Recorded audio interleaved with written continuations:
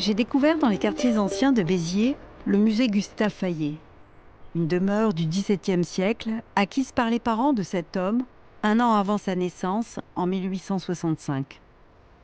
On peut le considérer comme un oublié de l'histoire, et il aura fallu un siècle pour prendre la mesure de ce que fut cet homme. Un homme d'affaires, un viticulteur, un mécène, un collectionneur, un artiste. Pour commémorer sa mort survenue en 1925, une partie de ses collections d'art japonais sont à voir pour la première fois.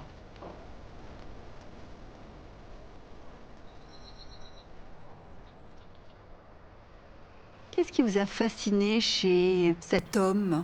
Sa personnalité. Ce qui me fascine, c'est sa personnalité et sa curiosité insatiable. Mais c'est pas une curiosité superficielle. Il va aller au fond de tous les sujets. Et sa bibliothèque de fond froid en témoigne. Elle est riche. Dans le cas du Japon, par exemple, elle est riche de 70 livres sur l'art japonais, sur la culture japonaise. Donc il va au fond des choses, et plus on découvre Gustave, plus on voit à quel point il était curieux de tout, intéressé par tous les sujets. Il voyageait aussi beaucoup. C'est ce qui est assez fascinant chez cet homme, c'est qu'on arrive à le suivre grâce à ses carnets quotidiens qu'il tenait et qui sont encore conservés, tout en continuant à mener ses affaires. Il a été conservateur aussi du musée de Béziers entre 1900 et 1905.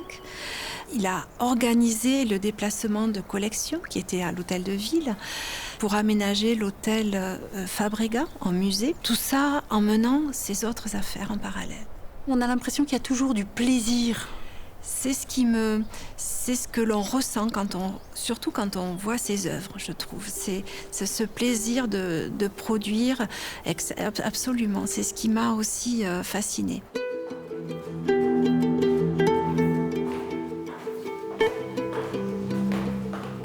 Il s'intéresse absolument à tout dans une vision d'art total.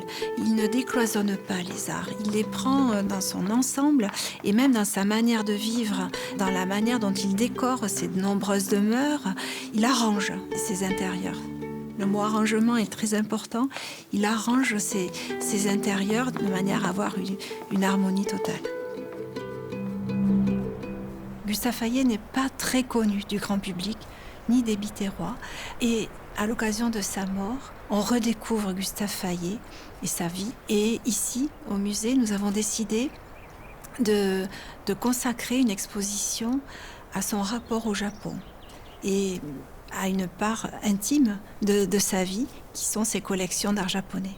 Ça correspond à une époque, à un engouement des Européens pour le Levant ? Tout à fait, c'est un engouement qui a commencé quelques décennies auparavant. Gustave Fayet collectionne assez tardivement, fait partie de la 3e génération des collectionneurs d'art japonais. Il a acheté beaucoup d'objets japonais. Il en a revendu aussi pour pouvoir en acheter d'autres. Et il n'a pas fait qu'accumuler des objets japonais. Il s'est approprié le Japon aussi, en assimilant des objets dans son quotidien, en les utilisant, en les transformant. Il a acheté des robes d'inspiration japonaise que les dames de la famille portaient dans les jardins de Fontfroide, dans les salons de ses demeures. Il s'est beaucoup intéressé aussi à la spiritualité japonaise. Il a acheté des Bouddhas qu'il a lui-même après mis en scène dans ses intérieurs.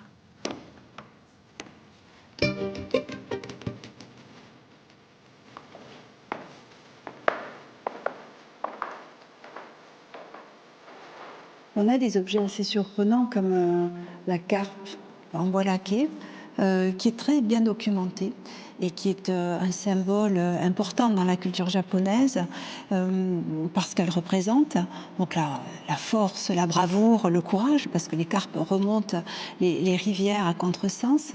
Et on voit très bien dans le motif ici de la carpe cette ondulation.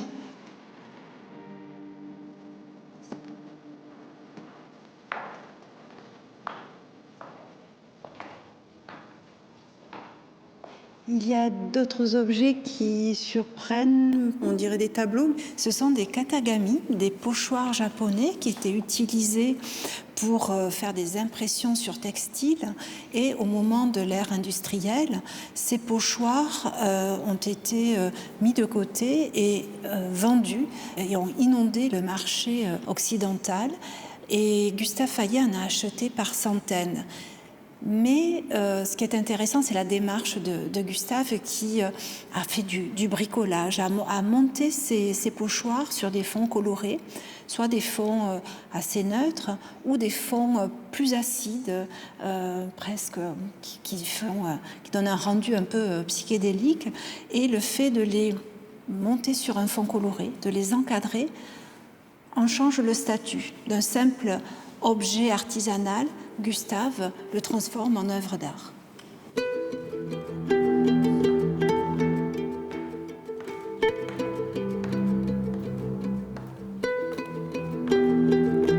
Gustave Fayet s'est essayé à tous les arts, la céramique, le textile, les tapis, le vitrail également, avec son ami Richard Burchtal. Donc nous présentons dans cette exposition des textiles qu'il a fait éditer par la maison Dumas Barbedienne à Paris. Est-ce qu'il y a des œuvres que vous affectionnez particulièrement?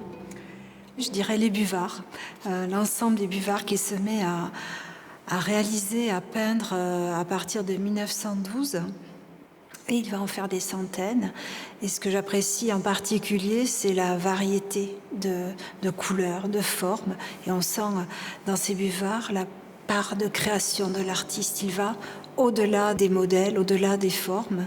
Il invente une nouvelle nature. Il n'est pas du tout dans la copie, il est dans la réinterprétation, dans l'imagination, dans l'invention.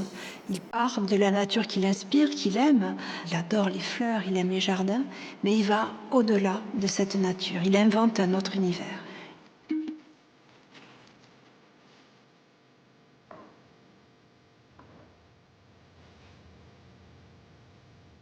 Qu'est-ce qui fascine les Européens quand ils découvrent ces œuvres japonaises, ces tissus, ces matières? Plusieurs choses. Dans les estampes, c'est un nouveau type de cadrage, par exemple. Ça va être des sujets aussi du quotidien qui vont être mis en scène dans les estampes. Ce sont les matériaux qui vont fasciner, les céramiques par exemple, les grès qui vont fasciner aussi Gustave Fayet, qui va se mettre lui-même à faire des céramiques dans le goût japonais avec son ami biterrois Louis-Paul. C'est l'ailleurs, c'est le goût de l'ailleurs. Gustave Fayet n'est jamais allé au Japon, donc c'est vraiment par l'art, par les objets qu'il découvre cette culture. Qu'il voyage. Qu'il voyage.